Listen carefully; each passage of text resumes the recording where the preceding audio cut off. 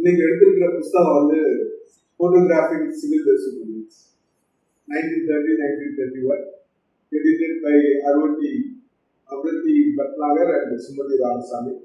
சுமதி ராமசாமியும் இன்னைக்கு ஜாயின் பண்ணியிருக்கிறாங்க. அவங்க டியூப் யூனிவர்சிட்டியோட ப்ரொஃபஸர் ஜாயின் பண்ணியிருக்கிறாங்க. அதனால நான் பேசி முடிச்சதுக்கு பின்னாடி கனியமா ஒரு 5 minutes ஒரு 10 minutes அவங்களும் எடுத்துருவாங்க. அதே மாதிரி இன்னொரு கான்ட்ரிபியூட்டர் குழந்தை ரங்கநாதன், அவரும் மே ஜாயின், எப்படி இருக்கு தெரியல, வந்தாங்கன்னா அவங்களும் அவங்களுடைய அனுபவத்தை ஷேர் பண்ணிக்கிறோம். இந்த புத்தகம் ரொம்ப அருமையான ஒரு புத்தகம். சுமதி ராமசாமி அண்ட் அருவத்தி பட்நாகர், இவங்க 2 பேரும் தான் இதோட எடிட்டர். இந்த புக் வந்து இப்ப நான் சொல்ல போற புக்கு இந்த புக்கு தான், போட்டோகிராஃபிக் சிவில் டிசோபிடியன்ஸ் அப்படின்ற இந்த புத்தகம். ரொம்ப அருமையான ஒரு வால்யூம். எக்ஸிபிஷனா வந்து பாம்பேல முடிஞ்சது. இப்போ மார்ச் 31 வரைக்கும் இந்த எக்ஸிபிஷன் நடந்தது. அது முடிஞ்ச உடனே நான் அப்பயே இந்த புக்கையும் அவங்க ரிலீஸ் பண்ணிட்டாங்க. ரொம்ப ஒரு அருமையான ஒரு போட்டோகிராஃபிக் புக். இதோட பேஸ் வந்து என்ன அப்படின்னு பார்த்தோம் அப்படின்னு சொன்னா, இந்த கேஎல் நரசே அவரு ஒரு ஆல்பம் தயார் பண்ணி வச்சிருக்கிறார். அந்த collection of photographs of old Congress party அப்படின்னு சொல்லி அவரோட அந்த ஒரு ஆல்பம் அவங்களுக்கு கிடைச்சது. அதை வந்து அல்காசி ஃபவுண்டேஷன் வந்து அதை வாங்கி சுமதி ராமசாமி அவங்ககிட்ட எல்லாம் கொடுத்து அதை பத்தி ஒரு எக்ஸிபிஷனை கியூரேட் பண்ண சொல்லியிருந்தாங்க. அதோட விளைவு தான் அந்த எக்ஸிபிஷன் பிளஸ் இந்த புக். இந்த நர்சே யாரு, கேஎல் நர்சே யாரு அப்படின்றது எல்லாத்தையும் ரிசர்ச் பண்ணி பார்த்துருக்குறாங்க. அன்பார்ச்சுனேட்லி அவர் யாரு என்ன எழுதுன்றது ஒண்ணுமே தெரியல. அவரை பத்தி எந்த தகவலுமே கிடைக்கல. அந்த அந்த போட்டோவில் இருக்கக்கூடிய அந்த ஆல்பத்தில் இருக்கக்கூடிய போட்டோஸ் ரொம்ப அருமையான போட்டோஸ். 1930 இருந்து 31 வரைக்கும் எடுத்த போட்டோஸ். அந்த போட்டோஸ் இருக்கு, கேப்ஷன்ஸும் கொடுத்துருக்காங்க. அந்த கேப்ஷன்ஸை அப்படியே மாத்தாம அந்த எக்ஸிபிஷன்ல அவங்க வந்து பயன்படுத்திட்டாங்க. அந்த 1930 இருந்து அதே மாதிரி அந்த புகைப்படங்கள் வந்து சில புகைப்படங்கள் வந்து பப்ளிஷ் ஆயிருக்கு, சில புகைப்படங்கள் வந்து பல புகைப்படங்கள் பப்ளிஷ் ஆகாம இருக்கு. அந்த மாதிரி ஒரு ரேர் ஆர்கைவல் டாக்குமெண்ட்ஸை வந்து திரும்ப கொண்டு வந்து மக்களுக்காக கொடுத்ததுன்றது ஒரு பெரிய விஷயம். அதை இவங்க 2 பேரும் செஞ்சிருக்காங்க. இதை வந்து கிட்டத்தட்ட ஒரு 9 சாப்டரா பிரிச்சிருக்கிறாங்க. அந்த ஒவ்வொரு சாப்டரும் ரொம்ப அருமையா கியூரேட் பண்ணியிருக்கிறாங்க. இதுல வந்து நான் பார்த்த வரைக்கும் அந்த புத்தகத்தை பார்த்த உடனே எனக்கு தோணுனது என்ன அப்படின்னு சொன்னா, இப்ப என்கிட்ட அந்த ஆல்பத்தை கொடுத்து இந்த ஆல்பத்தை பத்தி நீங்க ஒண்ணு எழுதுங்க, கட்டுரை எழுதுங்க அப்படின்னு சொன்னா ஒரு கட்டுரை நான் எழுதியிருப்பேன். அதே இதை வந்து ஒரு போட்டோகிராஃபர்கிட்டயே கொடுத்து இந்த போட்டோகிராஃபியை பத்தி நீங்க ஒண்ணு எழுதுங்க அப்படின்னு சொன்னா அவர் ஒரு மாதிரி அதை வந்து எக்ஸ்பிளைன் பண்ணியிருப்பார். இதே இதை வந்து ஒரு ஹிஸ்டாரியன்கிட்ட கொடுத்தா அவரோட பார்வை ஒரு மாதிரி, ஒரு சினிமோட்டோகிராஃபர் கிட்ட கொண்டு போய் கொடுத்தோம்னா அவரோட பார்வை வேற மாதிரி.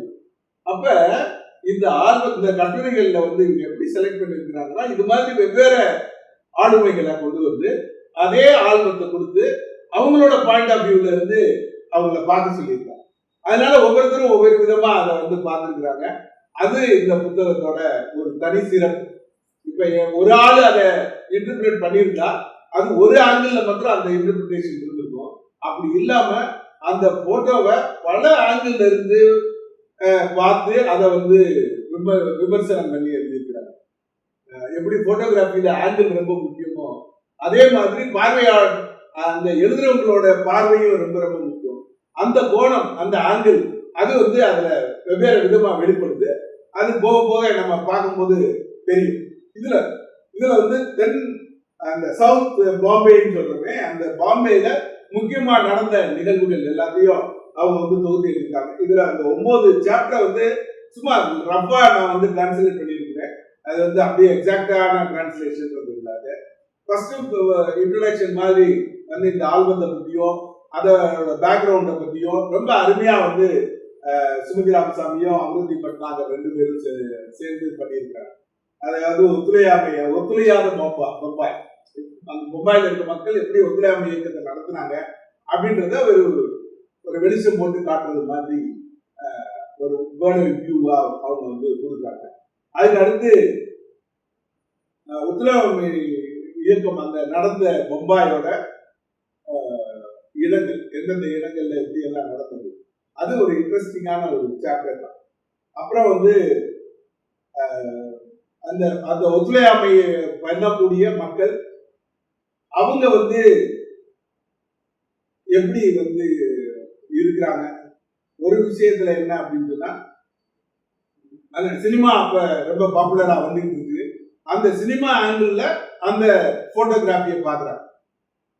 இதுவும் ரொம்ப எப்படி அந்த பொம்பாயில அந்த இடங்களை பத்தி பேசக்கூடிய கட்டுரையும் அதுக்கு அடுத்த கட்டுரையும் ரொம்ப ஒரு டிஃபரெண்டான ஒரு ஆங்கிள் அந்த இயக்கத்தை, ஏன்னா சிவில் டிசோபீடியன்ஸை அரசியல் ரீதியா பார்க்காம ஒரு கலை கண்ணோட்டத்தோட பார்க்கக்கூடிய கட்டுரைகள் இது ரெண்டுமே அதுல இருக்கு.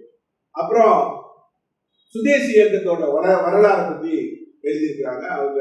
தினியார் பட்டேல் எப்படி வந்து லாபம், தேசபக்தி, அதுல இருந்து காந்தியோட எளிமையை நோக்கி போகிறார். சுதேசி இயக்கம் ஆரம்பத்துல இருந்து இருக்கு.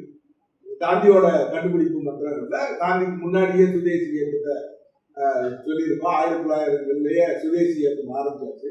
அப்படிப்பட்ட ஒரு நேரத்துல அந்த இயக்கம் எப்படி ஆரம்பத்துல இருந்தது, காந்திக்கு பின்னாடி எப்படி வந்தது அப்படின்றத பத்தி ஒரு கட்டுரை இருக்கு. அப்புறம் நகரத்து உப்பு, the salt of the city அப்படின்னு சொல்லி ஒரு கட்டுரை இருக்கு. அது சுமதி ராமசாமியே அவங்க பண்ணியிருக்கிறாங்க. அப்புறம் புறநகர்ல, இது வந்து சவுத் பாம்பே மெயினா கான்சென்ட்ரேட் பண்ணியிருக்கிறது. அப்புறம் முரளி ரங்கநாதன் வந்து சபர்ப்ல வந்து எப்படி அந்த இயக்கங்கள் நடந்தது, அதோட பங்களிப்பு என்ன, முக்கியமா பம்பாயில நடந்த அந்த சட்ட மறுப்பு இயக்கத்துக்கு புறநகர் பகுதி எப்படி எல்லாம் உதவி பண்ணுச்சு அப்படின்றத பத்தி முரளி ரங்கநாதன் ஒரு கட்டுரை எழுதியிருக்காரு. அதுக்கப்புறம் பெண்களின் பகிஷ்கரிப்பு அப்படின்னு சொல்லி பெண்களுடைய பகிஷ்கரிப்பு எப்படி எல்லாம் அவங்க பண்ணாங்க, அதுல எப்படி அவங்க கலந்துக்கிட்டாங்க அப்படின்றத பத்தி பெண்களுடைய பங்களிப்பை பத்தி ஒரு அருமையான ஒரு கட்டுரை எழுதியிருக்கிறாங்க. அப்புறம் பொம்பாயோட திரும்ப ஒத்துழையாமையை பற்றி எழுதியிருக்கிறாங்க. அப்புறம் கடைசி சாப்டர் வந்து சத்தமிடும் படங்கள் அப்படின்னு, பேசும் படங்கள் மாதிரி சத்தமிடும் படம், நாய்சி பிக்சர்ஸ் அப்படின்னு. ஏன்னா அதுல வந்து பேசுறத பற்றிய படங்களை கூட எடுத்து அதை பத்தி விரிவா எழுதியிருக்காங்க. காந்தியை பத்தி சொல்லுவாங்க.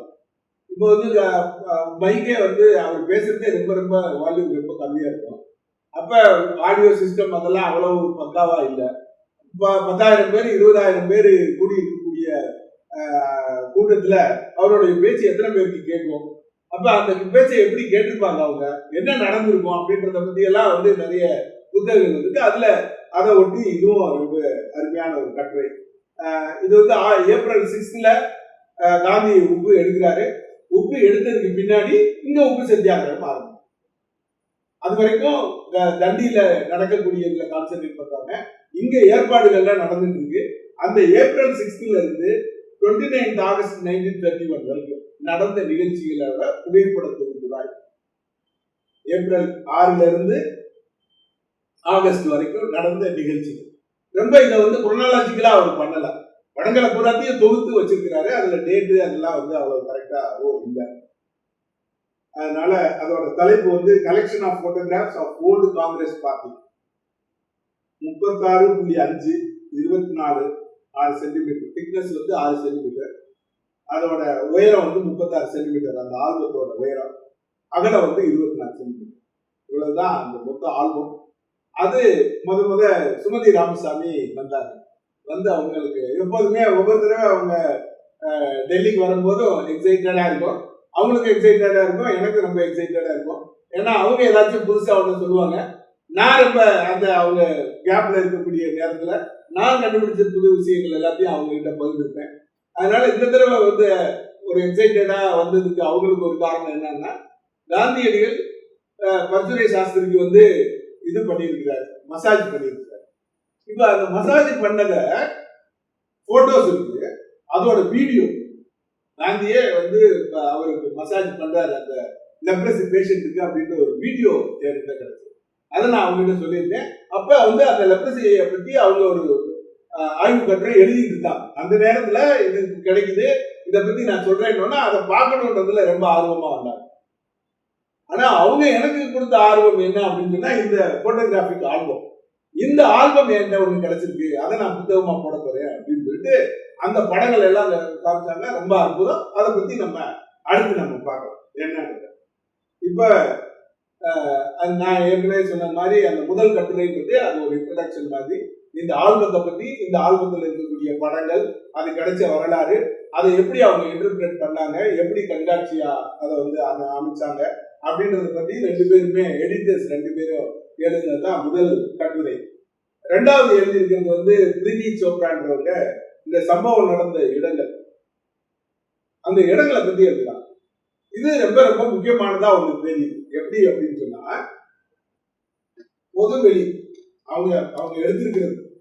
இப்ப அடுத்த கட்டுரை நான் சினிமாவை பத்தி சொன்னேன்ல, இதை வந்து ஒரு நாடகம்னு வச்சுக்கோங்க. இப்ப நாடகத்துக்கு முக்கியமானது என்ன? ஸ்டேஜ். அப்ப இந்த போராட்டத்துக்கு ஸ்டேஜ் எது அப்படின்னா பொதுவெளி. இவங்க தேர்ந்தெடுக்கக்கூடிய பொது வெளிகள் எப்படி எல்லாம் இருந்திருக்கு அப்படின்றத பத்தி இந்த பொது வெளிகளை மாத்திரம் அவங்க பேசுறாங்க. இப்ப உதாரணமா விக்டோரியா டெர்மினஸோட பேக்ராப்பை எடுத்து பாருங்க, எப்படி இருந்திருக்கு. எவ்வளவு அற்புதமான ஒரு கலைநயத்தோட கட்டப்பட்ட ஒரு கட்டடம். அதை பேக்ராப்பா வச்சுக்கிட்டு இவங்க வந்து சட்ட மறுப்பு இயக்கத்தை அவங்க நடத்துறாங்க. ஒரு பக்கத்துல வந்து கலோனியரோட பவர், அதுதான் பேக்ராப்பா இருக்கு. அந்த பேக்ராப்ல இவங்களுடைய எளிமையான மக்களுடைய ஒரு போராட்டம், இதுதான் ஸ்டேஜா. இது மாதிரி அவங்க கற்பனையோட அந்த படங்களை வந்து அவங்க பாக்குறாங்க. அப்ப ஆக்டர்ஸ் யாரு அப்படின்னா அவங்க தான் போராட்டம் நடத்துறவங்க எல்லாரும் ஆக்டர்ஸ் மாத்திரம் தானா அப்படின்னா ஆடியன்ஸ் இருந்தாங்க. அந்த ஆடியன்ஸ் எப்படி எல்லாம் இருந்தாங்கன்றத பத்தி எல்லாம் அந்த புகைப்படத்துல இருக்கிறதுல வந்து காமிக்கிறாங்க. இது ரொம்ப அருமை. இது நம்ம ஒரு புகைப்படத்தை பார்த்தோன்னா இவங்க ஆக்டரு, இவங்க ஆடியன்ஸ், இது ஸ்டேஜ், இது பேக்ராப் அப்படின்னு நம்ம தனித்தனியா பிரிச்சு பார்க்க மாட்டோம். ஆனா இவங்களுடைய கட்டுரையில அதெல்லாத்தையும் பிரிச்சு பார்க்கும்போது இன்னும் சில விஷயங்கள் தெளிவா தெரியும். இப்ப உதாரணமா போலீஸ் லத்தி சார்ஜ் அடிக்கிறாங்க, லத்தி சார்ஜ் பண்றாங்க. லத்தி சார்ஜ் பண்ணும்போது என்ன செய்யறாங்க? ஓடுறாங்கல்ல. நம்ம என்ன நினைப்போம்? என்னடா இது அஹிம்சை போர் வீரர்கள் தான் எதிர்த்து நிக்க வேண்டாமா, அடி வாங்க முடியாம ஏன் ஓடுறாங்க அப்படின்றது ஒரு பார்வை இருக்கும். ஆனா அதை 2ஆ பிரிச்சு பார்ப்போம். ஒன்னு ஆக்டர்ஸ், இன்னொன்னு ஆடியன்ஸ். இப்ப ஓடுறவங்க யாரு? அதை வேடிக்கை பார்க்க வந்தவங்களா இருப்பாங்க. அந்த வேடிக்கை பார்க்க வந்த கூட்டத்தை விரட்டணும் அவங்க. ஏன்னா கூட்டம் சேரக்கூடாது. கூட்டம்ன்றது வந்து கண்ட்ரோல். லத்தி சார்ஜ்ன்றது என்ன? கூட்டத்தை கட்டுப்படுத்துறது தானே. அப்ப கூட்டத்தை சேர விடாம விரட்டுறதுக்கான ஒரு முயற்சியா அதை அவங்க பண்றாங்க. அப்ப இவங்க வந்து அந்த ஓடும் போது ஓடுறவங்கள நம்ம வந்து பார்ட்டிசிபென்ட்ஸா நம்ம பார்த்துருக்கோம். அவங்க பார்ட்டிசிபென்ட்ஸ் அடி வாங்குறதுக்கு தயாரா இருக்கிறாங்க. ஆனா இவங்க ஓடுறவங்க ஆடியன்ஸா இருக்கிறாங்க, அவங்க வேடிக்கை பார்க்க வந்திருக்காங்க. அப்ப இவ்வளவு பெரிய கூட்டம், இந்த கூட்டம் கட்டுக்கடனாம வருது. பம்பாயில நடந்த அந்த புகைப்படங்களுடைய தொகுப்பெல்லாம் பார்த்தோம். உதாரணமா இப்ப பாருங்க, இந்த தெருவில் இருக்க கூட்டத்தை, இந்த தெருவுல இவ்வளவு பெரிய கூட்டம் கூடுச்சுன்னா இவங்களை பூராத்தையும் அரெஸ்ட் பண்ண முடியுமா? வாய்ப்பே இல்லை. அப்ப அவங்களை செதறி ஓட வைக்கணும். அதுக்காக லத்தி சார்ஜ் அவங்க பயன்படுத்துறாங்க. மீறி வந்து நான் இப்படித்தான் சட்டமறுப்பு இயக்கம் நடத்துறேன் அப்படின்னு சொல்லக்கூடியவங்களை அரெஸ்ட் பண்ணி தான் ஆகணும்.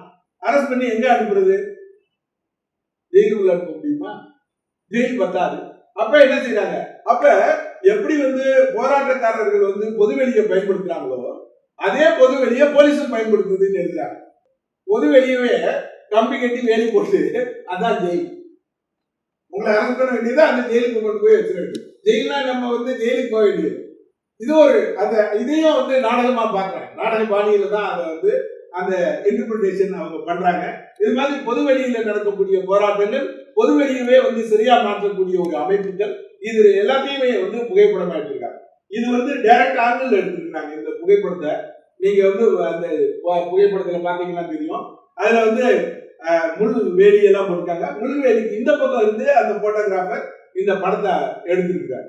அதனால அந்த ஜெயில்ன்றத உள்ள போய் எடுத்திருந்தோம்னா ஜெயில்ன்றதை காமிக்க முடியாது. அப்ப ஜெயிலா அதை காமிக்கணுன்றதுக்காகவே முள்வேலிக்கு அந்த பக்கம் இருந்து அந்த போட்டோகிராஃபர் அதை வந்து எடுத்துக்கிறாரு. அதான் அந்த பேக்ராப்ன்றது ரொம்ப ரொம்ப முக்கியமானது. அப்புறம் ரொம்ப இன்னொரு முக்கியமான ஒரு விஷயம் என்ன அப்படின்னு சொன்னா, இது அந்த நான் சொன்ன நாடகம் மாதிரி, இது மாதிரி ஒரு நாடக மாதிரியான ஒரு இன்டர்பிரிட்டேஷன் இவங்க கொடுக்குறாங்க. கோரியோகிராபின்றது ரொம்ப ரொம்ப முக்கியமானது. நடனத்திலையும் சரி, வந்து நாடகமா இருந்தாலும் சரி, கோரியோகிராஃப்ன்றது ரொம்ப ரொம்ப முக்கியமானது. இதுல வந்து இந்த நடிகர்கள் எப்படி கோரியோகிராஃப் பண்ணியிருக்கிறாங்க, எப்படி அவங்க வந்து நடந்து வர்றாங்க, எப்படி அந்த அப்படின்றது எல்லாத்தையும் பத்தி அவங்க வந்து பேசுறாங்க. அதே மாதிரி ஒரு படம் வந்து இருக்கு. அதுல வந்து வைஸ்ராய் வந்து 1931 வைஸ்ராய் மாத்திடுறாங்க. மாத்தினோன்னா அவருக்கு ஒரு பிரிவு விசார பாராட்டு பத்திரம் வாசிக்கிறாங்க அந்த பொம்பாய் முனிசிபல் கவுன்சில். அங்க அங்க பத்திரம் நடந்துட்டு இருக்கிற போதே அதுக்கு வெளியே ஒரு பெரிய மக்கள் கூட்டம் நின்று போராட்டம் நடத்துறாங்க. இது வந்து டவுன்லாண்ட்ல எடுத்த ஒரு போட்டோ மதுவிலக்குக்காக. அப்ப வந்து அவங்க என்ன சொல்றாங்க அப்படின்னா, இந்த குரூப்பை வந்து ஒரு 4 விதமா பிரிக்கிறாங்க. ஒண்ணு வந்து பெண்கள், இந்த பெண்கள் போராட்டம் நடத்துறாங்களே அதுல தேச சேவை செய்யக்கூடிய பெண்கள், அவங்கள வந்து 4 பேர் நேரடியா வந்து என்னன்னா மதுக்கடை மறியல்ல வந்து சிறைக்கு செல்லக்கூடிய தயாரா இருக்கக்கூடிய கோர் குரூப். அவங்க மறியல் பண்ணுவாங்க, ஜெயிலுக்கு போச்சுனாலும் போவாங்க, பொதுவெளியில அவங்களை அவமானப்படுத்துவாங்க. அதையும் தாங்கிக்கிட்டு அந்த போராட்டத்தை தொடர்ந்து நடத்தக்கூடிய வீரியம் மிக்க பெண்கள் ஒரு குரூப், அவங்க ரொம்ப கோர் குரூப். 2வது வந்து அந்நிய துணி பகிஷ்கரிப்பு. அந்த கடைகளுக்கு முன்னாடி போய் நின்று போராட்டம் நடத்துவாங்க, அந்நிய துணிகளை எரிப்பாங்க, சிறை செல்லவும் தயாரா இருக்கிறாங்க. ஆனா பெரும்பாலும் அவங்க வந்து சிறைக்கு போக விரும்பாங்க. 3வது சுதேசி பிரச்சாரம், வீடு வீடுக்கு போய் பிரச்சாரம் பண்றது.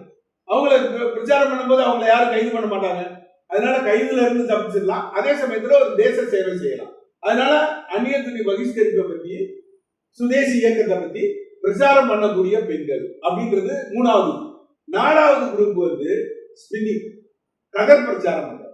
அவங்க வீடு வீடா போய் கதர் துணிகள் விற்கிறது, கதரை பிரபலப்படுத்துறது, நூற்பு எல்லாத்துக்கும் சொல்லிக் கொடுக்கிறது, தக்கிலியில நூற்புறதுக்கு சொல்லிக் கொடுக்கிறது, இது மாதிரியான நூற்பு வேள்வி எல்லாம் பண்ற ஒரு. அப்ப பெண்கள் வந்து யாராரு எந்த லெவல்ல உங்களால பார்ட்டிசிபேட் பண்ண முடியுமோ அந்த அளவுல பார்ட்டிசிபேட் பண்றதுக்கான எல்லா வாய்ப்புகளையும் அவங்க ஏற்படுத்தி கொடுக்குறாங்க. இப்ப நீங்க எல்லாரும் வந்து ஜெயிலுக்கு போய் தான் ஆகணும்னு சொன்னா எத்தனை பேர் வந்திருப்பாங்கன்றது தெரியும். அப்ப ஜெயிலுக்கு போறவங்க நீங்க ஜெயிலுக்கு போங்க, ஜெயிலுக்கு போக விருப்பம் இல்லையா, நீங்க இந்த வேலையை செய்யுங்க, அந்த வேலையை செய்யுங்க. இப்ப இதுல இன்னொரு முக்கியமான ஒரு விஷயத்தை நம்ம சொல்லணும், அது ரொம்ப அடிப்படையான ஒரு விஷயம். 1930 உப்பு சத்தியாகிரகம் பண்ண போறோம் அப்படின்னு சொன்ன உடனேயே காந்தி சொல்றாரு 78 பேரு அவருடைய ஆசிரமத்தில் இருக்கக்கூடிய மக்களை மாத்திரம் தான் நான் வந்து கூட்டிட்டு போகிறேன் அப்படின்னு அனௌன்ஸ் பண்ணிருக்கேன். அதுல குறிப்பா அவர் சொன்ன ஒரு விஷயம், பெண்கள் இதுல கலந்துக்கிற கூடாதுன்னு சொல்லியிருக்காரு. ஒரு சட்டமறுப்பு இயக்கம்னு முதல் காந்தி அனௌன்ஸ் பண்றாரு, அதுல பெண்கள் எல்லாம் கலந்துக்கிற கூடாது அப்படின்னு சொல்றது அதை வந்து ஒரு பெரிய அவமானமா எடுத்திருக்காங்க பெண்கள் எல்லாரும். ஏன்னா ஒத்துழையாமை இயக்கத்தப்ப பெண்கள் வெளிவர ஆரம்பிச்சுட்டாங்க.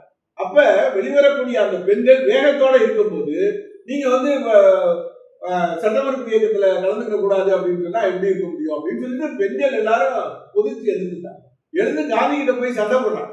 இப்ப கமலாதேவி மாதிரியானவங்க, கமலாதேவி சட்டோபாத்தியாய எல்லாம் டைரக்டா போய் காந்தி கிட்ட எப்படி நீங்க அனுமதி கொடுக்காம போச்சு, ஏன் எங்களை வந்து புறக்கணிச்சீங்க அப்படின்னா, அப்புறம் காந்தியே வேற வழி இல்லாம திரும்ப சொன்னாரு பெண்கள் எல்லாம் கலந்துக்கலாம், சட்டமறுப்பு இயக்கத்துல கலந்துக்கலாம் அப்படின்றதுனால பம்பாயில இருக்கக்கூடிய பெண்களுக்கெல்லாம் அது ஒரு பெரிய உற்சாகம் ஆயிடுச்சு. அதனால பம்பாய் வந்து ஒரு ஸ்ட்ராட்டஜிக்கலி ரொம்ப ரொம்ப ரொம்ப முக்கியமான சுதேசி போராட்டங்கள் இயக்கங்கள் வலுவா நடந்துட்டு இருக்கக்கூடிய இடம். அதே மாதிரி ஒரு பொருளாதார சென்டரா அது வந்து உருவாகி வந்துருக்கு. உப்பு சத்தியாகிரகத்துக்கு ரொம்ப முக்கியமான இடமா இருந்திருக்கு. காரணம் சுத்தி கடல் வேற. அப்ப கடல் இருக்கக்கூடிய பகுதிகள் எல்லாத்துலயும் உப்பு காய்ச்சலாம். அப்ப போராட்டத்தை இன்னும் ரொம்ப வேகமா பண்ணலாம். பெண்கள் பெரிய அளவுல வந்து கலந்துக்கிறக்கூடிய வாய்ப்புகள் அங்க நிறைய இருக்கு. படித்த பெண்கள் இருக்கிறாங்க, தலைமை தாங்கக்கூடிய தகுதியான பெண்கள் அங்க இருக்காங்க. அப்ப எல்லாரும் வந்து கலந்துக்கிறது அப்படின்னு சொல்லி பார்ப்பாங்க. அப்புறம் இந்த போட்டோகிராஃபியை பத்தி இன்டர்பிரேட் பண்றதுல இன்னொரு ஒரு முக்கியமான விஷயம் இன்டர்பிரேட் பண்ணியிருக்காங்க. அந்த போட்டோகிராஃப்ஸ் எல்லாத்தையும் நீங்க பார்த்தா தெரியும், இந்த போட்டோவிலையும் நீங்க பார்த்தா தெரியும். பொதுவா இது மாதிரியான போராட்டங்கள் எல்லாம் நடக்குது அப்படின்னு சொன்னா ரொம்ப ஜாக்கிரதையா பல பேர் வந்து முகத்தை காமிக்கணும். ஏன்னா நாளைக்கு வந்து பிரச்சனை ஆயிருக்கேன் அப்படின்றதுக்காக தன்னை வந்து மறைச்சுக்கிடுவாங்க, இல்லைன்னா ஒளிஞ்சுக்கிடுவாங்க, இல்லாட்டி கையை முடிக்கிடுவாங்க. ஆனா இந்த பெண்கள், போராட்டம் நடத்தக்கூடிய பெண்கள் கேமராவை நேரடியா பார்க்கக்கூடிய காட்சிகளை பூராத்தையும் இதுல போட்டுக்கிறாங்க. தைரியமா கொண்டு வந்து முகத்தை காமிக்கிறாங்க. அப்ப எவ்வளவு தைரியமா எந்த விதமான பயமும் இல்லாம அந்த பெண்கள் இந்த போராட்டத்துல அவங்க கலந்துட்டு இருப்பாங்க. இதெல்லாம் ரொம்ப ஒரு முக்கியமான அடிப்படையான விஷயங்கள். இதை தெரிஞ்சுட்டாதான் இந்த போட்டோகிராஃபியை பத்தி நம்ம நல்லா பேச முடியும். இது பாருங்க, இது வந்து புத்தகத்துல 2 பக்கமா இருக்கிறதுனால நான் தனித்தனியா அதை வந்து எடுத்து ஒட்ட வச்சிருக்கேன். ஆனா அதோட ஒரிஜினல் போட்டோ இருக்கு, கடைசியில நான் காமிக்கிறேன். இந்த போட்டோவோட ஆங்கிள் பாருங்க. இது வந்து 1930 எடுத்த ஒரு புகைப்படம். 1930 இத்தனை லட்சம் பேரை கூடி இருக்கக்கூடிய ஒரு இடத்த எந்த டாப் ஆங்கிள் இருந்து எடுத்திருக்காங்க. அப்ப அவன் வந்து போட்டோகிராஃபர் முன்னாடியே இந்த இடத்த இவ்வளவு கூட்டம் கூடுவாங்கன்றதுனால அந்த இடத்தை செலக்ட் பண்ணி அங்க போய் மேல உட்காந்துட்டான். மேல உட்காந்து அந்த ஆங்கிள் இருந்து அந்த படத்தை எடுத்திருக்காங்க. இவ்வளவு ஒரு அருமையான ஒரு படம், வேற புகைப்படம் வேற எதுவுமே கிடையாது. அதனால இந்த புத்தகத்தோட அட்டையில வந்து பின்பற்றாயில அந்த படத்தை தான் அவங்க வந்து போட்டிருக்காங்க. இது வந்து பாம்பே மெர்ச்சன்ட்ஸ் எல்லாரும் சேர்ந்து நடத்தின ஒரு போராட்டம். விக்டோரியா டெர்மினஸ் பேக்ரவுண்ட்ல இருக்கிறது வந்து விக்டோரியா டெர்மினஸ். அதான் ஒவ்வொருத்தரும் ஒவ்வொரு மாதிரி நான் சொன்னேன், அது மாதிரி இன்டர்பிரேட் பண்றாங்க. எப்படி 2 கோஷ்டிகள் இருக்காங்க. ஒண்ணு வந்து ஒரு பக்கத்துல போலீஸ், இன்னொரு பக்கத்துல பப்ளிக். இன்னொரு இடத்துல பீப்புள்ஸ் பவர், மக்களுடைய ஆற்றல் சக்தி. இன்னொரு பக்கத்துல கலோனியல் பவர். இன்னொரு பக்கத்துல ரைட், அதுக்கு எழுத்து இருக்கக்கூடியது மைட். வலிமை, இங்க நேர்மை, உண்மை. ஒரு பக்கத்துல மக்கள் சக்தி, அடுத்து கலோனியல் சக்தி. இப்படி அதை வந்து பண்றாங்க. இந்த ஒரு போட்டோ பாத்தீங்கன்னா மக்கள் எவ்வளவு திரண்டு இருக்காங்கன்னு பாருங்க. முதல் படத்துல அதுக்கடுத்து கீழே வந்து போலீஸ் நிற்கிறாங்க. இந்த கருப்பு யூனிஃபார்ம் போட்டுருக்காங்க பாத்தீங்களா, அவங்க வந்து நம்ம ஊருக்காரங்க, போலீஸ்காரங்க, போலீஸ் படையில இருக்கக்கூடிய நம்ம ஊருக்காரங்க, கருப்பு ட்ரெஸ் போட்டுருக்காங்க. அவங்க வந்து காங்கிரஸ், அது வந்து அந்த பக்கத்துல இருக்கிறது காங்கிரஸ் அலுவலகம். அந்த காங்கிரஸ் அலுவலகத்தை முற்றுகையிடுறாங்க. ஏன்னா கொடியேற்ற போறாங்க அப்படின்றதுனால போலீஸ் எல்லாத்தையும் கொண்டு வந்து குடிச்சிருக்காங்க. இந்த மக்கள் கூட்டத்துக்கு முன்னாடி இந்த போலீஸ் எல்லாம் உண்மை, இவங்களுடைய எண்ணிக்கைக்கும் அதுக்கும் சம்பந்தமே கிடையாது. அந்த போட்டோகிராஃபர் வந்து டைரக்டா எடுத்துக்கிறாரு, அதுல போட்டிருக்காங்க. அந்த இன்டர்பிரிட்டேஷன்ல வரும்போது பார்த்தோம்னா அந்த போலீஸ்காரங்க அந்த லத்தி எல்லாம் கீழே குத்திட்டு அப்படி நிப்பாட்டி இருப்பாங்க. மக்கள் அந்த எதிர்த்தாப்புல இருப்பாங்க. வெள்ளை ட்ரெஸ் பண்ணிக்கிறவங்க வெள்ளைக்கார போலீஸ் அதிகாரிகள். இதுலயும் அதே மாதிரி அந்த பெண்கள் டவுன்ஹாலுக்கு முன்னாடி நிக்கிறாங்க. போலீஸ் இருக்கிறாங்க. எவ்வளவு போலீஸ் இருக்கிறாங்க, அங்க நிக்கிறது 2 பெண்கள் தான். அந்த 2 பெண்கள் அவங்களுடைய அந்த நாடகத்துல அவங்களுக்கு என்ன ஆக்ஷன், அந்த ஸ்டேஜ், அந்த காட்சி என்ன அப்படின்னா அவங்க கொடி பிடிச்சி நிக்கணும். அதை பெர்ஃபெக்டா அவங்க பண்றாங்க. அந்த கொடியை பிடிச்சிட்டு அவங்க பூரா நிற்பாங்க. போறவங்க எல்லாரும் வந்து பார்த்துட்டு போயிட்டே இருக்கிறாங்க. அப்படி ஒரு புகைப்படம், ரொம்ப அருமையான ஒரு புகைப்படம். இதே மாதிரிதான் எப்படி நம்ம நாடகத்துக்கு எப்படி ஸ்டேஜ் நாம சொல்லணுமோ அதே மாதிரிதான் இந்த இதுவும் சினிமாவிலையும் இதே மாதிரியான காட்சிப்படுத்துதல் அப்படின்றது ரொம்ப ரொம்ப நல்லா இருக்கு. அப்ப அந்த காட்சிப்படுத்துதல்ல ஒரு சினிமா எடுத்தா எப்படி எடுப்பாங்களோ அதே ஆங்கிள் போட்டோகிராஃபா எடுத்திருக்காங்க அப்படின்னு சொல்லிட்டு இவங்க இந்த இன்டர்பிரிட்டேஷன், இந்த சாப்டர் கூட அவங்க எடுத்திருக்காங்க. இப்ப உதாரணமா இவங்க சொல்றாங்க, இந்த போட்டோவை எப்படி வேணாலும் எடுத்துக்கலாம். இதுல ஒரு ஆங்கிள் இருக்கு, அந்த ஆங்கிள் வந்து ட்ராக் போற இது இருக்கு பாத்தீங்களா, அதை டயகனலா வச்சிருக்காங்க. டயகனலா ட்ராக் போற ட்ராக்கை வச்சுக்கிட்டு இந்த பக்கமும் அந்த பக்கமும் மக்கள் கூட்டத்தை வச்சுக்கிட்டு ஒரு போட்டோ எடுக்கும்போது அந்த போட்டோ ஆங்கிளே ரொம்ப பெர்ஃபெக்டா இருக்கு, ஒரு பேலன்சிங்கா இருக்கு. அப்படியே ஒரு போட்டோகிராஃபர் எடுத்திருக்காரு. இதுல சென்டர் ஸ்டேஜ்ல இருக்கிறவங்க எல்லாருமே பெண்கள். இந்த பக்கம் ஆண்கள், அந்த பக்கம் ஆண்கள். நடுவுல பெண்களுடைய ஒரு போராட்டம், அணிவகுப்பு நடக்குது. அந்த அணிவகுப்புல அந்த பெண்களுடைய முகம் இன்னும் கொஞ்சம் பெருசாக்கி பார்த்தா தெரியும். ஒரு போராட்டம் நடக்குது, அந்த போலீஸ் என்ன வேணாலும் பண்ணலாம் அப்படின்ற ஒரு கட்டத்துல இருக்கக்கூடிய பெண்கள் அந்த போராட்டத்துக்கு தாராளமா சிரிச்சுட்டு அவங்க பாட்டு போறாங்க. இன்னும் கடைக்கு ஜாமான்கள் வாங்க போறது மாதிரி அந்த பெண்கள் எல்லாரும் நடந்து வந்துட்டாங்க. இப்ப நம்ம வீட்டுல இருக்கிறவங்களை இப்படிப்பட்ட ஒரு நேரத்துல அதனால இப்ப நீங்க பாத்தீங்கன்னா அவ்வளவு சந்தோஷமா அவங்க அந்த போராட்டத்துல அணிவகுத்து போயிருது. இப்ப இந்த போட்டா இந்த புகைப்படங்கள் எல்லாத்துலயும் இன்னொன்று பார்க்கக்கூடிய ஒரு விஷயம் என்ன அப்படின்னா, குடும்பமா கலந்துக்குது. அந்த சந்தோஷத்துக்கு ஒரு காரணம் என்னன்னா, நான் என்னோட வீட்டை விட்டுட்டு நான் வரல. என் வீடே போராட்டத்துல, என்னோட குழந்தைங்க என் கூட தான் இருக்காங்க, என்னுடைய கணவர் வந்திருக்கிறார், ஒருவேளை அவர் ஜெயில இருந்திருப்பார், இவங்க வந்திருப்பா.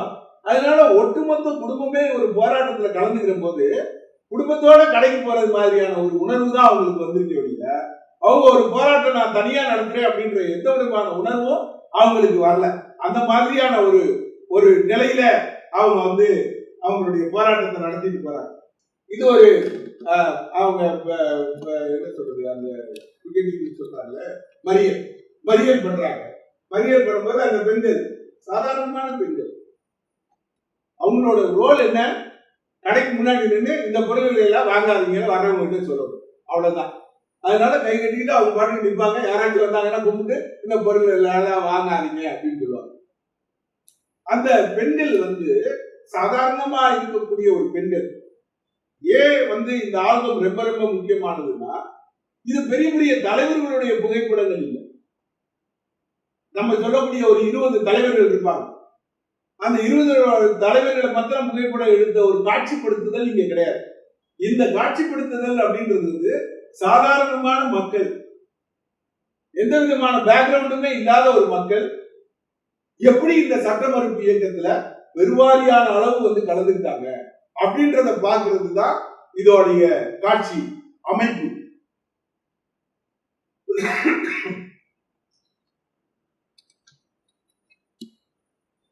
பெண்கள் திரும்ப அதே மாதிரி சாதாரண பெண்கள், அந்த பெண்கள் எப்படி போறாங்க, அந்நியத்திலே எரிப்பு பகிஷ்கரிப்பு ஒண்ணு, எரிப்பு ஒண்ணு. அந்த எரிப்பு போராட்டத்துல கலந்துக்கிறவங்க இதுல பாத்தீங்கன்னா அந்த பசங்க எல்லாம் முன்னாடி நிக்கிறான், சின்ன பசங்க எல்லாம் இருக்காங்க, அவங்களும் அந்த அந்நியத்திலே போராட்டத்துல கலந்துக்கிறாங்க. பெண்கள் கலந்துக்கிறாங்க, ஆண்கள் கலந்துக்கிறாங்க. அப்ப ஒட்டுமொத்தமான பங்கேற்பு அதுல இருக்கும். இந்த அந்நியத்தினை பகிஷ்கரிப்பை பத்தி சொல்லும் போது அந்த கட்டுரையாளர் ரொம்ப விரிவா சில விஷயங்கள் சொல்றாரு. அதுல ஒண்ணு வந்து 1875லயே லோகமானிய திலகர், ரத்தன் டாடா இவங்க 2 பேரும் சேர்ந்து ஒரு கோஆபரேட்டிவ் சொசைட்டி மாதிரி ஆரம்பிக்கிறாங்க. Native arts and manufacturing cooperative society அப்படின்றத முதல்ல ஆரம்பிக்கிறார் 1875ல. அதுக்கப்புறம் பெங்கால்ல ஏற்பட்ட அந்த சுதேசி இயக்கம் மும்பாயிலேயே அது வந்து வளர்ந்து 1905ல. அதுல வந்து என்ன சொல்லலாம் அப்படின்னு சொன்னா, அது வந்து ஒரு கிரியேட்டிவ் ஆல்டர்னேட், ஒரு அந்நிய துணிக்கு மாற்றா இன்னொரு பொருளை நம்மளே உற்பத்தி பண்ண ஆரம்பிக்கிறோம். அப்போ ஒரு ஆல்டர்னேட்டிவ 1905ல தயார் பண்ண ஆரம்பிச்சாச்சு. 1920 ஒத்துழையாமை இயக்கம், காந்தி வந்ததுக்கு பின்னாடி ஒத்துழையாமை இயக்கம் வந்து அதுல அந்த சுதேசி இயக்கத்தோட பண்பு எப்படி மாறுதுன்னா, ஏற்கனவே சுதேசி இயக்கம் இருக்கு, காந்தி கதரை கண்டுபிடிச்சிட்டாரு, அதுக்கு ஒரு பெஸ்ட் ஆல்டர்னேட்டிவா சுதேசி பொருள் வந்துருச்சு, அதை ப்ராபகேட் பண்றாங்க. கதர் இயக்கத்தோடைய ப்ராபகேஷன்றது ரொம்ப பெரிய அளவுல ஒத்துழையாமை இயக்கத்தப்ப நடக்கும். அதுக்கு அடுத்து 30-31ல அது வந்து அந்நிய துணி பகிஷ்கரிப்பு, முழுமையா வந்து அந்நிய பொருட்களை பூராத்தையும் எதுக்கிறது அப்படின்ற ஒரு கட்டத்துக்கு கொண்டு போய் அதை வந்து அது முடிச்சிருக்காங்க. இப்ப வந்து காந்தியும் அதை வந்து ரொம்ப யோசிக்கிறாரு. சுதேசி இயக்கம் வந்தப்ப அதுல வந்து சுதேசி இயக்கத்துல பல முதலாளிகள் வந்து சேர்ந்துட்டாங்க. ஏன் அப்படின்னு சொன்னா அது ரொம்ப லாபகரமான தொழிலா, தங்களுடைய மில் உற்பத்தி பொருட்களை எல்லாத்தையும் சுதேசியா வித்துடலாம், மக்களுக்கு ஒரு சுதேசி இயக்கம் வளர்ந்தது மாதிரி இருக்கும், நமக்கு லாபம் கிடைச்சது மாதிரி இருக்கும் அப்படின்ற ஒரு எண்ணம் அவங்களுக்கு. அதனால வந்து அது வந்து லாப நோக்கத்தோட இருக்கக்கூடிய ஒரு சுதேசி இயக்கம். பேட்ரியாட்டிசம் இருக்கும், அதுல தேசபக்தி இருக்கும், ஆனா லாபம் இருக்கும். இப்படிப்பட்ட ஒரு இதுல இருந்து அடுத்து காந்தி வந்த உடனே அதை வேற லெவலுக்கு கொண்டு போறார். அவர் கொண்டு போறது அதே மாதிரி இதுதான் சுதேசின்னு சொல்லிட்டு பொய்யா ஃப்ராடுலண்டான ஆக்டிவிட்டிஸும் நிறைய நடந்தது, அதுவும் காந்திக்கு தெரிய வருது. அது எல்லாத்தையும் மீறி அதுக்கு அடுத்து வரும்போது காந்தி அவருடைய எளிமையான வாழ்க்கை, ஏழைகளே இதுல ஈடுபடுத்தணும், அந்த ஏழைகளுக்கும் ஒரு வாழ்க்கை வாழ்வாதாரத்தை நம்ம உருவாக்கணும், நாம செய்யக்கூடிய இந்த பணின்றது ஏழை மக்களை உயர்த்தக்கூடியது அப்படின்ற ஒரு ஒரு எத்திக்கல் பேக்ரவுண்டையும் கொண்டு கொடுத்ததுனால இந்த ஏமாற்று வேலைகள் கொஞ்சம் கொஞ்சமா குறைஞ்சு லாப நோக்கம் மாத்திரம் இல்லை, லாப நோக்கம் இல்லாம இது இது அரசாங்கத்தை முழுமையா இருக்கக்கூடிய ஒரு ஆயுதம் அப்படின்னு சொல்லி மக்கள் பூரா சேர்றதுக்கான ஒரு வாய்ப்பா இருக்கு. இந்த டிரான்ஸ்பர்மேஷனை பத்தி ஒரு சாப்டர்ல ரொம்ப அழகா சொல்றாங்க. இந்த டிரான்ஸ்பர்மேஷன் காந்திக்கு முன்னாடி எப்படி இருந்துச்சு சுதேசி இயக்கம், காந்தியோட ஆரம்ப காலகட்டம் எப்படி இருந்தது, அதுக்கப்புறம் காந்திக்கு பின்னாடி அந்த சுதேசி இயக்கம் காந்தியோட அந்த பீக் பீரியட்ல சிவில் டிசோபீடியன்ஸ்ல எப்படி இருந்தது அப்படின்றத பத்தி ரொம்ப அழகா சொல்றாங்க. இந்த சுதேசி இயக்கம் வந்ததுக்கு பின்னாடி அதுல அதுக்கு அடுத்தது பெண்களோட பங்களிப்பு அப்படின்றது ரொம்ப அதிகமாயிருக்கு.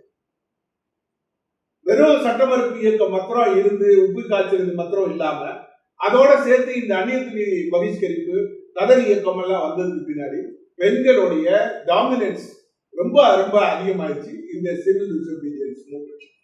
இப்ப உதாரணமா இது இது ஒரு ரேரஸ்ட் பிக்சர். இது 1930-31 எடுத்தது கிடையாது, 1917 எடுத்தது. தாதாபாய் நவ்ரோஜி இருக்கும்போது, தாதாபாய் நவ்ரோஜி ரிட்டையர்ட் ஆகி அவங்க பாம்பாயில செட்டில் ஆனது. அந்த தாதாபாய் நவ்ரோஜியோட இந்த பெண்கள் பூரா சேர்ந்து ஒரு புகைப்படம் எடுத்துட்டாங்க. இதெல்லாம் ரொம்ப ரொம்ப ஆச்சரியமான ஒரு விஷயம். அந்த தலைவருக்கு முன்னாடி எல்லா பெண்களும் கூட போய் உட்கார்ந்து பேசி ஈக்குவலா இருக்கிறது. தாதாபாய் நவ்ரோஜி இந்த grand old man of India. அப்ப அவர் கூட போய் பெண்கள் சமமா உட்கார்ந்து விவாதிக்கிறதுன்றது ஒரு பெரிய விஷயம். அப்ப எந்த அளவுக்கு அவங்களுக்கு ஒரு அவேர்னஸ் இருக்கு இதை பத்தி. இதுக்காக தான் இந்த புகைப்படம் ரொம்ப ரொம்ப முக்கியமானது. 1913 காந்தியோட பெண்கள் அமர்ந்து இருக்கக்கூடிய ஒரு புகைப்படம். அப்ப எப்படி அவ்வளவு பெண்கள் அந்த காந்தியோட இணைஞ்சு ஒரு புகைப்படம் எடுத்தாங்க 1913. உலக தலைவர்கள்ல வேற யாராச்சும் இப்படி ஒரு புகைப்படம் எடுத்திருக்காங்களா அப்படின்னு பார்த்தோம்னா நிச்சயமா இருக்கிறதுக்கான வாய்ப்புகளே. இன்றைக்கு கூட நம்ம தலைவர்கள் யாரும் இவ்வளவு பெண்களோட உட்கார்ந்து புகைப்படம் எடுக்கிறோம்.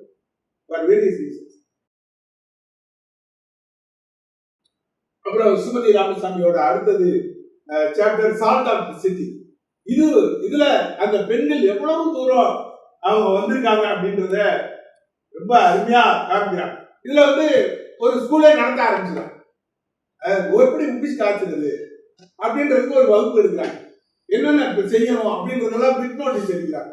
எப்படி தண்ணி எடுக்கணும், தண்ணியை எப்படி காய்ச்சணும், எப்படி உப்பு காய்ச்சணும், அதை எப்படி எல்லாம் சமையல் குறிப்பு மாதிரி நோட்டீஸ் எடுத்து விநியோகம் பண்றாங்க.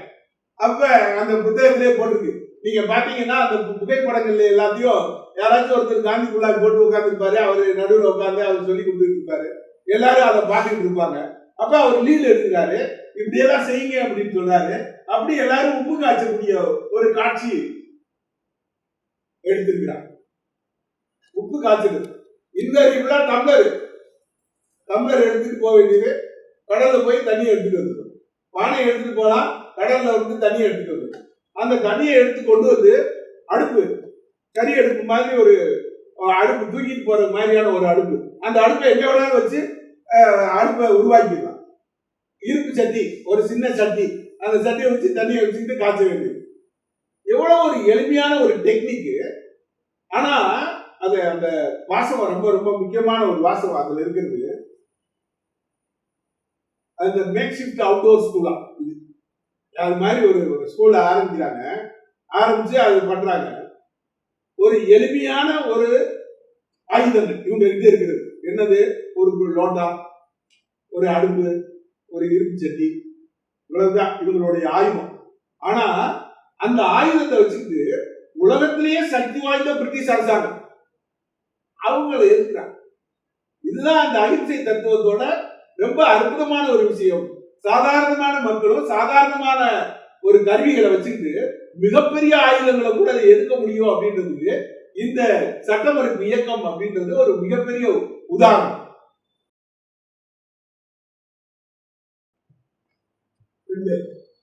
உப்பு காய்ச்சிக்கிட்டு இருக்காங்க. அந்த லோட்டா சொன்ன அந்த இதுல பாத்திரத்துல தண்ணி எல்லாத்தையும் எடுத்துட்டு வராங்க பெண்கள்.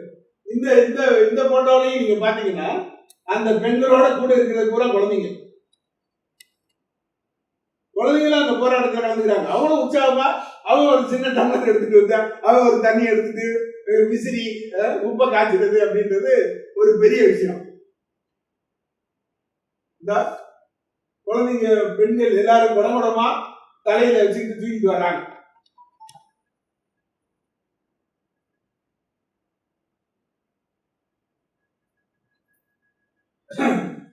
அந்த போராட்டத்தை அவங்க எப்படி படியடி வச்சு தாக்கி எப்படி விரட்டி அடிக்கிறாங்க. அந்த போலீஸ் படை, குதிரை படை, எல்லா படைகளையும் வச்சுக்கிட்டு இந்த ஆயுதம் இல்லாத அந்த மக்களை எப்படி பண்றாங்க. அப்ப இந்த புகைப்பட காட்சிகள்ல புகைப்படக்காரர் ஒரு விஷயத்தை சொல்றாரு. என்ன விஷயத்தை சொல்றாரு அப்படின்னு சொன்னா, அரசாங்கம் தன்னுடைய முழு பலத்தையும் பயன்படுத்தி இதை ஒடுக்க பார்த்தார். ஆனால் அதே சமயத்துல அந்த மக்கள் எந்த விதமான எதிர்ப்பையும் இல்லாம அவங்க அடியை தாங்கிட்டு அவங்க நேரடியா அந்த போராட்டத்தை ஃபேஸ் பண்ண அடிக்கிறாங்க, காயப்படுது, ஆம்புலன்ஸ் வருது, அந்த அடிப்பட்டவங்களை எல்லாம் தூக்கிட்டு போறாங்க. தூக்கிட்டு போறதுக்கு காங்கிரஸ்காரங்களே அவங்களுக்கு உதவி பண்றாங்க. உதவி பண்ணி அவங்க அடிபட்டு ஆஸ்பத்திரியில இருக்கும் போதும் போய் போட்டோ அடிக்கிறாங்க. அடிபட்டு கட்டு போட்டு தலையில கட்டு கையில கட்டு எல்லாத்தோடையும் சிரிச்சுக்கிட்டு ஒரு போஸ்ட் வேற கொடுக்குறாங்க. அடிபடுறாங்க, அடிபடுறதையும் காட்சிப்படுத்துறாங்க, ஆஸ்பத்திரிக்கு தூக்கிட்டு போறதை காட்சிப்படுத்துறாங்க. அந்த ஆஸ்பத்திரியில அவங்க அந்த அடிபட்டு வேதனையையும் மீறி அதை போஸ்ட் கொடுக்குறாங்க பார்த்தீங்களா, அதையும் காட்சிப்படுத்துறாங்க. இப்படி அந்த போட்டோகிராஃபர் பல்வேறு விதமா அந்த போராட்டத்தை படம் பிடிச்சு காமிச்சிருக்கிறார். இது ஒரு படம் அதுல இருக்கு, அந்த ஆல்பத்துல இருக்கக்கூடிய ஒரு படம். இது ஆல்பத்துல இந்த படத்துக்கு போட்டிருக்கும் போது என்ன போட்டிருக்காங்கன்னா, விளப்பாரணி இந்த சப்பர்பன் அடுத்த சாப்டர் முரளி ரங்கநாதனோட சாப்டர். சப்பர்பன்ல எப்படி நடந்தது போராட்டம், எப்படி நடந்தது அப்படின்றத பத்திய ஒரு காட்சிப்படுத்துதல். இதுல ஏப்ரல் காந்தி உப்பு எடுத்த உடனே இங்க உப்பு சத்தியாகிரகம் ஆரம்பிக்குது. பம்பாயில உப்பு சத்தியாகிரகம் ஆரம்பிக்கிறது.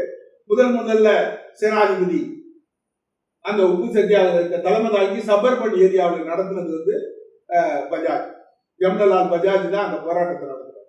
அப்ப அந்த சப்பர்பன் பகுதின்றது என்ன மாதிரியான மக்களை கொண்டிருக்கு, மற்ற பாம்பே பிரசிடென்சியில் இருக்கக்கூடிய மக்கள் எல்லாரும் அங்க தங்கிடுவாங்க.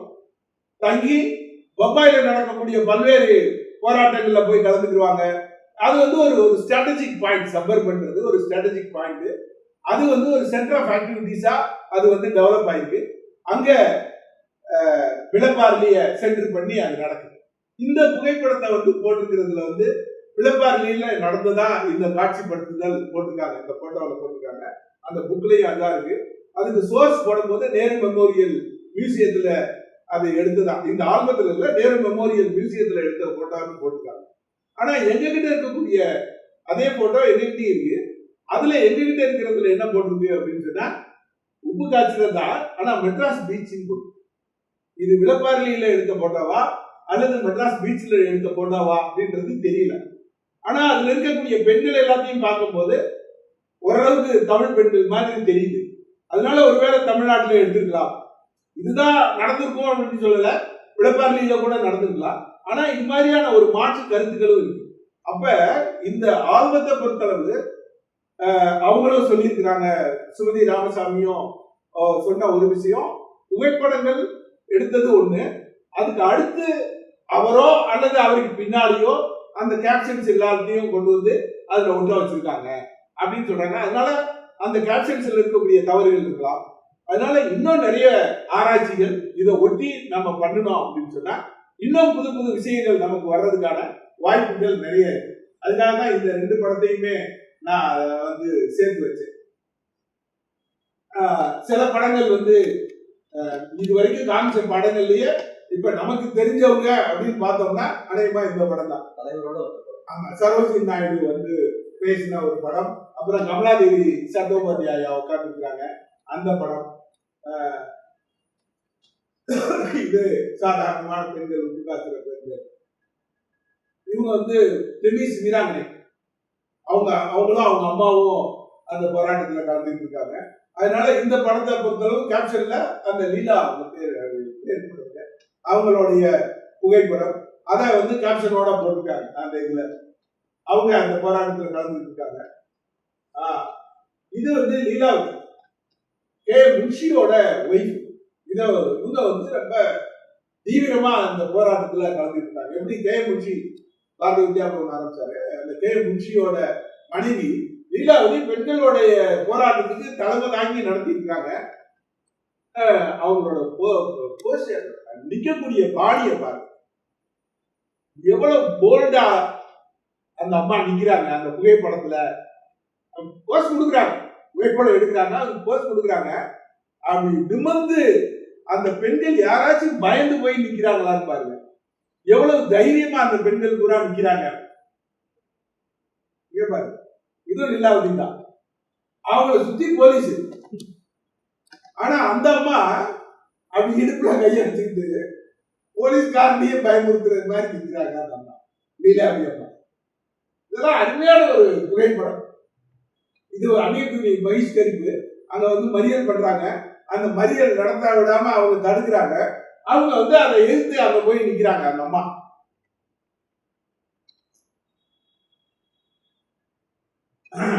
இவங்க வந்து சோஃபியா சோம்சி அப்படின்ற அம்மா. இவங்க வந்து பம்பாய்க்காரங்க தான். இவங்க வந்து இந்த இந்த இந்த பத்திரிகையில வந்த செய்திகள், போட்டோ, அந்த ஆல்பத்தில் இருக்கக்கூடிய போட்டோ, அதுல குறிப்பும் இருக்கு.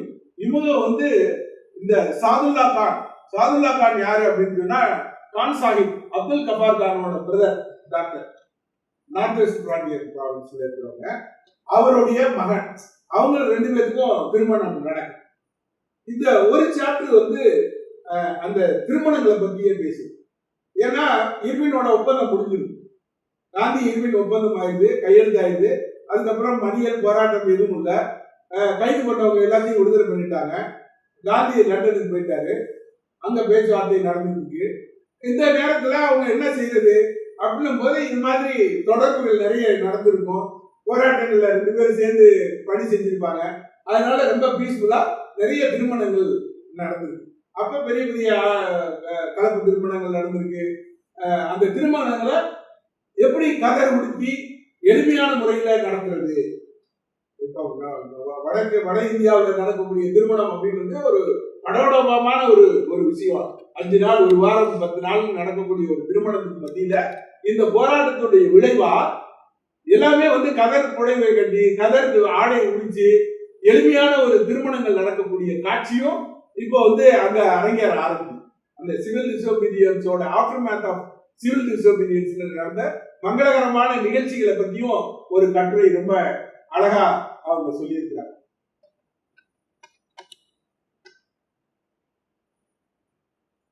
அவங்களுடைய தைரியத்தை காமிக்கிறதுக்கான படங்கள் தான் இது புறாங்க. மறியல் பண்ண போறாங்க. போகும்போது எவ்வளவு முகத்துல ஒரு தைரியம். இவங்களை பார்த்து உண்மையிலேயே போலீஸ்காரங்க பயப்படும். அவங்க கையில ரத்தி வச்சிருந்திருக்கலாம் ஒழிய இவங்க நடந்து வர பாடியை பார்த்தாங்கன்னா அவன் பின்வாங்கி இருப்பான். அந்த அளவுக்கு தைரியமான ஒரு பெண்கள் போராட்டம். இந்த ஆல்பத்தினுடைய முக்கியமானதும் அதான். மாதிரியான ஒரு அணிவகுப்பு, ராணுவ அணிவகுப்பு மாதிரியான ஒரு அணிவகுப்பு. அதனால இவங்க பயன்படுத்தக்கூடிய சொல்லாடல் அதுவும் ரொம்ப முக்கியமானதா இருக்கு. கண்டிஜென்ட், வார் கவுன்சில். இவங்க வந்து இப்ப நம்ம வார் ரூம்னு சொல்றோம். சோசியல் மீடியா குரூப் வார் ரூம், எங்களோட வார் ரூம்ல பெரிய இதெல்லாம் பண்றோம். அது மாதிரி வார் கவுன்சில் வச்சிருக்காங்க. அந்த வார் கவுன்சில் என்ன, எப்படி போராட்டத்தை நடத்துறது, என்ன மாதிரியான ஸ்ட்ராட்டஜி உருவாக்குறது, யாரை இன்வைட் பண்றது, எந்த இடத்துல நம்ம அந்த போராட்டத்தை நடத்துறது அப்படின்றதெல்லாம் ஸ்ட்ராட்டஜிக்கா பிளான் பண்ணக்கூடிய ஒரு அமைப்பு வார் கவுன்சில். அந்த கண்டிஜென்ட், இந்த கேம்ப், இந்த பிரிகேட், வங்கி பிரிகேட், அதுக்கு பேரு குழந்தைகள் எல்லாம் இருக்கக்கூடியதுக்கு பேரு வானரப்படை, வங்கி பிரிகேட் அப்படின்றாங்க. அது மாதிரி வானரப்படைகள். இது மாதிரி ராணுவத்திலையும் மற்ற வன்முறையான ஒரு போராட்டங்களையும் பயன்படுத்தக்கூடிய சொல்லாடலையே இந்த அகிம்சைக்கான சொல்லாடலாவும் அவங்க பயன்படுத்த ஆரம்பிக்கிறாங்க. அதுவும் பிரிகேடுன்றது ஒரு ராணுவத்துல ஒரு பிரிவு, கேம்ப்ன்றது ராணுவ வீரர்கள் தங்கியிருக்கக்கூடிய ஒரு இடம். அந்த சொல்லாடலையும் இதுக்கு வந்து அவங்க பயன்படுத்துறாங்க. இதுல வந்து இப்ப ரிபப்ளிக் டே பரேட்ல எப்படி நடந்து போவாங்களோ அது மாதிரியான ஒரு அகிம்சை போர் வீரர்களும் அதுக்கு இணையா அவங்க வந்து அந்த போராட்டத்தை நடத்திட்டாங்க அப்படின்றதுக்கான ஒரு புகைப்படம் இதெல்லாம். அதே மாதிரி இந்த புகைப்படத்தில் இருக்கக்கூடிய இன்னொரு காட்சியையும் இதுல ரொம்ப குறிப்பா சொல்றாங்க. ஒரு கட்டுரையில அதை பற்றி எல்லாம் பேசியிருக்காங்க. பொதுவா காங்கிரஸ் பேரியக்கு மேல இருக்கக்கூடிய ஒரு குற்றச்சாட்டு என்ன அப்படின்னா, இது வந்து இந்து டாமினேட்டட் ஒரு ஆர்கனைசேஷன், இந்துக்களுடைய ஆர்கனைசேஷன் அப்படின்னு சொல்றதுக்கான ஒரு இது இருக்கு. ஆனா அந்த கட்டுரையாளர் சொல்லும் போது போற போக்குல அந்த ஒரு வார்த்தையும் இல்லை, அப்படி சொல்றதுலயே தப்பு இல்லைன்னு எடுத்துக்கலாம் அப்படின்னு அவர் சொல்லிட்டு போறாரு. ஆனா சொல்லிட்டு ஆனா ரொம்ப கான்சியஸா இந்த புகைப்படத்துல இருக்கக்கூடிய சில காட்சிகள் சீக்கியர்கள் எப்படி இந்த சட்ட மறுப்பு இயக்கத்துல கலந்துக்கிட்டாங்க, பார்சி பெண்கள் எப்படி இந்த இடத்துல கலந்துக்கிட்டாங்க, முஸ்லிம்கள் எவ்வளவு பெருவாரியான அளவுல வந்து அவங்க வந்து கலந்துக்கிட்டாங்க அப்படின்றதுக்கான புகைப்படங்களும் இந்த ஆல்பத்தில் இருக்கு. அதனால அவங்களும் வந்து பெருவாரியான அளவுல வந்து அவங்க கலந்து அந்த போராட்டத்தில் வந்து பங்கெடுத்துக்கிட்டு காங்கிரஸ் அப்படின்றது ஒரு இந்தியாவை குறிக்கக்கூடியதா இருக்கக்கூடிய அது ஒரு குறிப்பிட்ட மதம் சார்ந்த ஒரு அமைப்பு கிடையாது அப்படின்றதுக்கான ஒரு முயற்சியும் ரொம்ப கான்சியஸாவே அவங்க எடுத்திருக்காங்க அப்படின்னு சொல்லி அதுல வந்து காமிச்சிருக்காங்க. இந்த இந்த புகைப்படத்தை பற்றி அந்த புகைப்படத்தை வர்ணிக்கிறாங்க. அந்த மேல இருக்கக்கூடிய புகைப்படம் இருக்க அந்த ஒரு பெண் அப்படி அது போலீஸ் வேன், அந்த போலீஸ் வேன்ல தான் அவங்க ஏறுறாங்க, கைது பண்ணி கூட்டிட்டு போறாங்க.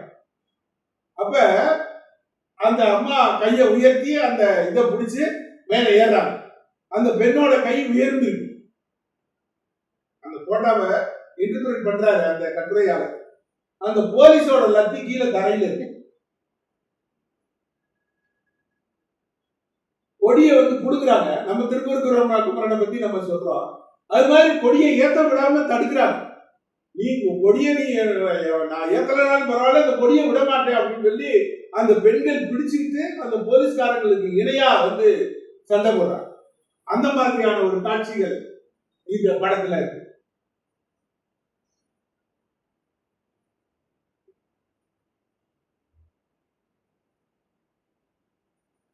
இது வந்து இந்த புகைப்படத்துல இந்த தொகுப்புல இல்ல, இது நானா எடுத்த எங்களுடைய ஆல்பத்தில் இருக்கக்கூடிய ஒரு புகைப்படம்.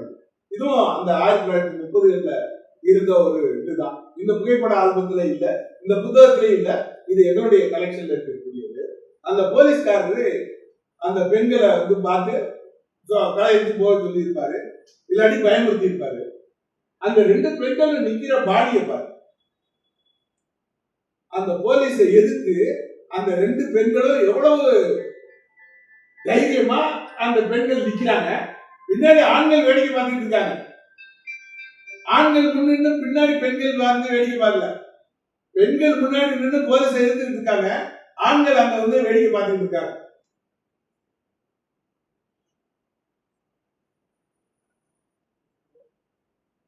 பெண்கள் போலீஸோட ஆர்கியூ பண்றாங்க.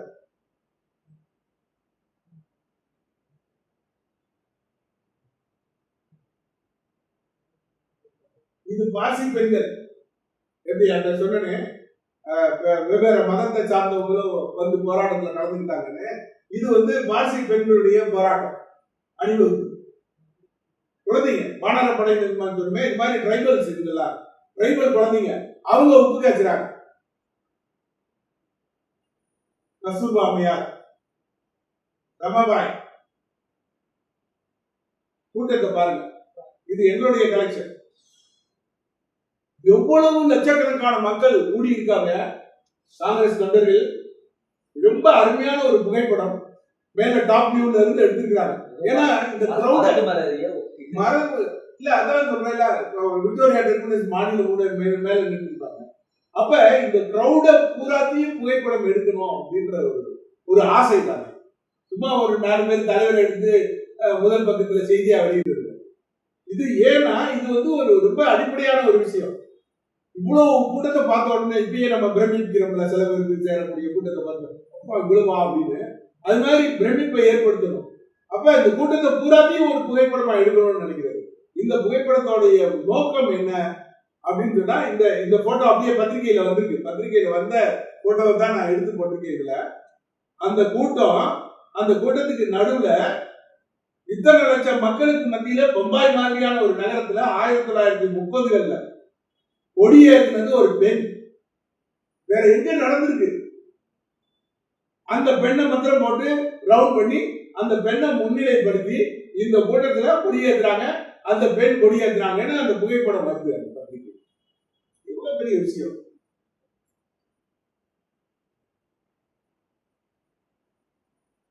இது வந்து வெவ்வேறு நகரங்கள்ல நடந்த போராட்டம். அந்த அவர் லத்தி எடுத்துக்கிட்டு வர்றாரு, லத்திய கம்ப வச்சுக்கிட்டு குடிச்சு தள்ள வர்றாரு பெண்களை. அந்த பெண்கள் என்ன செய்யறாங்க?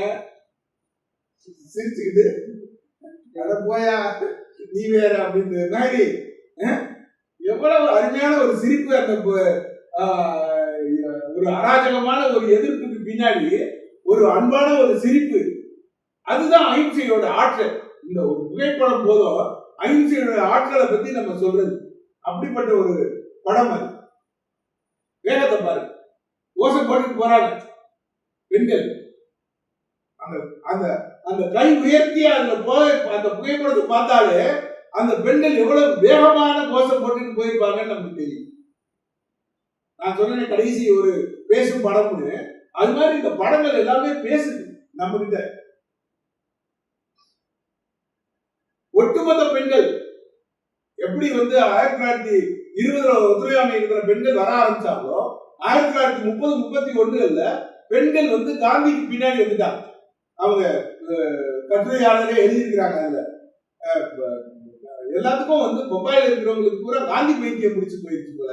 எல்லா பேரும் காந்தி பைத்தியமா போய் காந்தி பின்னாடி போக ஆரம்பிச்சுட்டாங்க. ஒட்டுமொத்த பம்பாயே வந்து காந்தி இயக்கத்துக்கு பின்னாடி போனது மாதிரியான ஒரு பிரமிப்பு அந்த சட்டமறுப்பு இயக்கம் ஏற்படுத்தியிருக்கு. கஸ்தூர்பா அம்மையார் பெண்கள் தக்கிலி நோக்குறது, கமலாதேவி சட்டோபாத்தியார் அவங்க அந்த போராட்டத்தை கொடியேந்தி நடந்து வரக்கூடிய ஒரு காட்சி.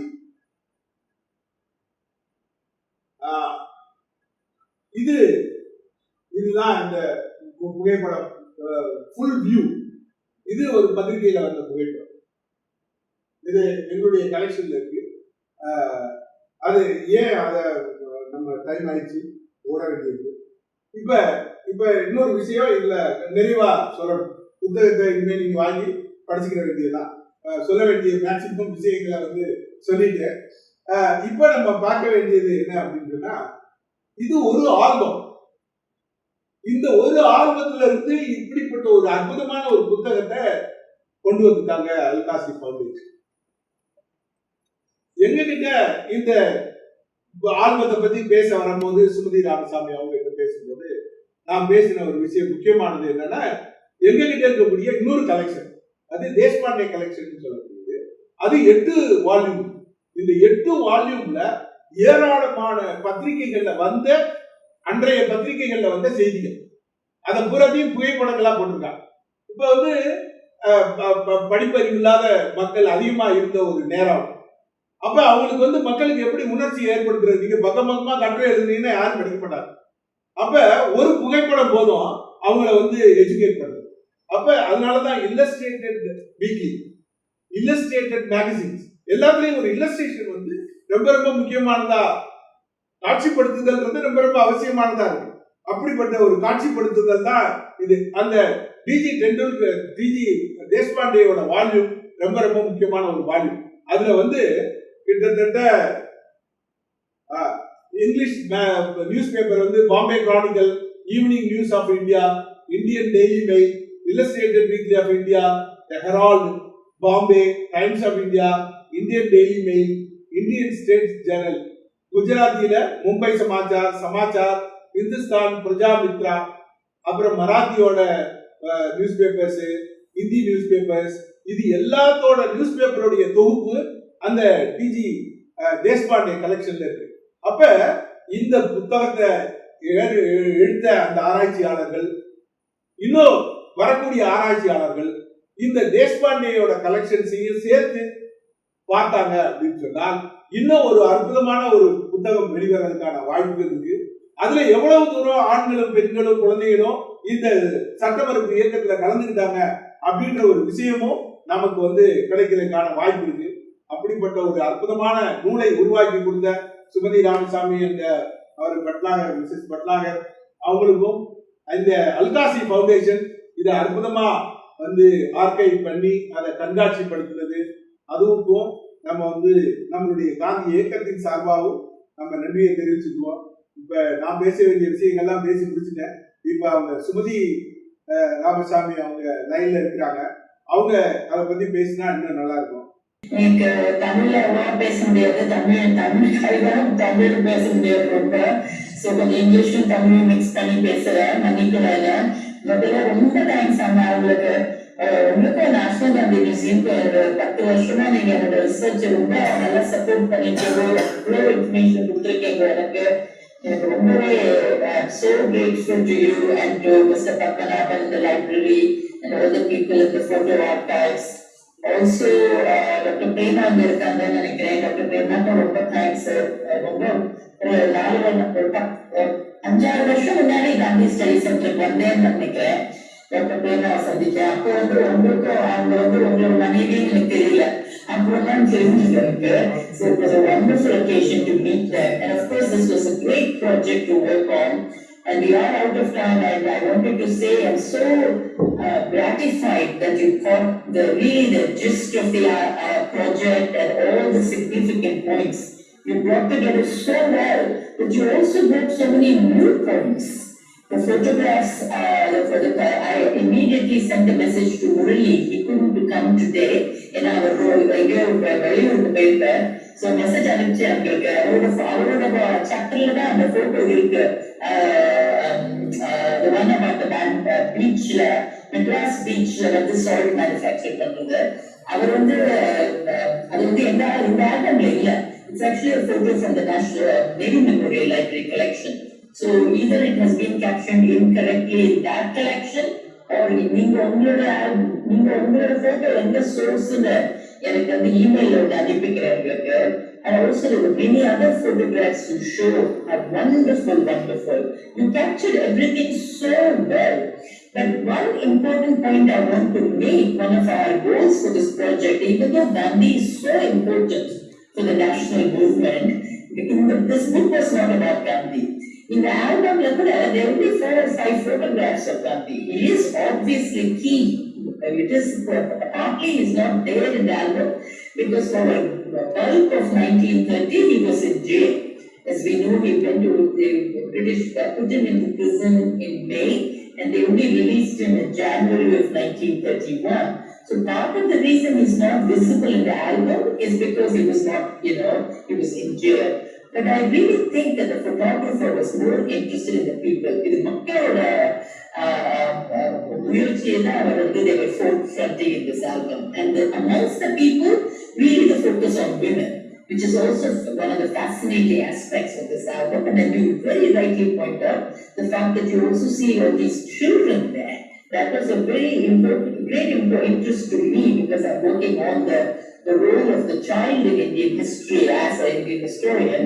So I was very interested in the photos of the children. And of course, the importance of the city of Bombay, which you captured very well. It was British India's most important commercial city. It was also a very, very important port. But the fact that it was on the sea and the fact that there was so much political activism there was absolutely central. In fact, we have even suggested if Bombay had not become involved in the Salt Satyagraha, Gandhi's own Salt March may have fizzled out. It is because Bombay, this huge and important city, got involved, we think really transformed Gandhi's Salt Satyagraha from being a local movement into a national movement. It captured the imagination. And of course, it was not just in Bombay. Even in Madras Presidency, as you yourself have done a study on Vedaranyam, right? Vedaranyam was also very, very important for the movement, but because Bombay was so central,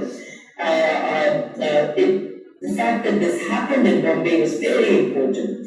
The final point I want to make, is that we don't know who the photographer is. We think he must have been a man because there were no female photographers, especially Indian female photographers at this time. We think he must have been Indian, it's just because he seemed to be closely connected with the Congress party. He knew where to show up for the action. He knew exactly to be there when something was happening and to click the camera. So we think he must have been Indian. We think he must have been one person. We don't know who Narsi was. Narsi was maybe the collector. Maybe he was the one who wrote the captions. Maybe he just owned the album. We just don't know. There are so many unknowns in this project. So part of the impulse for doing the project was also to do it and to release it into the world so that more people could get involved, learn from it. Media and you've given us so much more new information, right? So that was also very, very important for us. And I think that's all I have to say to add to your wonderful comments and to also just express once again my appreciation to you for organizing this event, which I didn't even know about, so really grateful. And also many thanks to you for all the years of help you've given me for all my work. I will be back, as you know, in October in Delhi. I'll be back again to do some more research on all kinds of things. And Alfati, my former student with whom I collaborated, for her this is an ongoing project. So I will be sharing all of these new photos that you showed, and she will be visiting, I think, in July in Delhi. So you are the Kandipa Park. Thank you. Two words. The art performing arts and